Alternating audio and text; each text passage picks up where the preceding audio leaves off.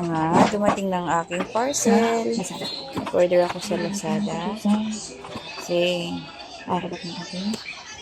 medyo manipis yung nabibili ko sa palengke. Kaya ito, nabili ko makapal na. Tapos 300 meters na siya. Maganda naman siya mga mamshi. Kaya, nagustuhan ko siya. Kaysa dun sa nabili ko lagi sa palengke. Mura nga lang naman din yun. Pero kung tutusin, mas mura.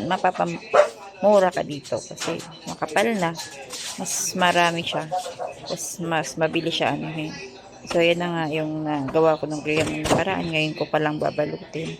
Kasi nabisi ang person. Kasi gala-gala lang kagahapon. Ginala ang baby Anaya. Kaya ayan.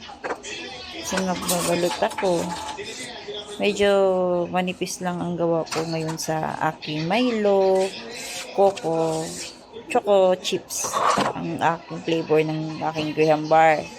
Pero marami pa naman akong naka-stock din doon sa freezer ko. Kaya ayan, hiniwa-hiwa para mababalot na. Medyo mas nahirapan ako ngayon sa paghiwa. Ayan na nga mga mi. Pinabalot ko na yan para mabebenta na naman mamaya. Kahit pa paano, nakaraos-raos ang inahan sa araw-araw na gastusin.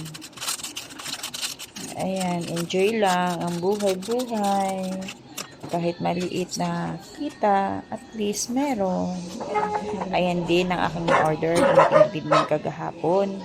Yung graham bar Tupperware. Trending ngayon yan sa mga online para sa business na graham bar. Nag-order ako.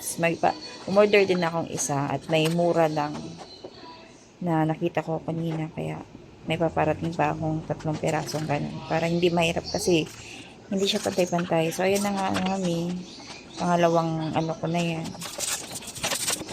Kaya mabilisan din ang pagbalot nito kasi nga natutunaw agad. Kaya kailangan mababalutan agad siya, tapos may ilalagay sa freezer. Kaso mababa din proseso kasi nilalagyan ng label. Nilalagyan ko siya ng label. Kasi nilalagay ko siya sa freezer para hindi malito yung iba kong kasama dito sa bahay, kung anong flavor ang mga nasa freezer ko, mga graham bar ko. Ito paano mga mi, nabibentahan naman.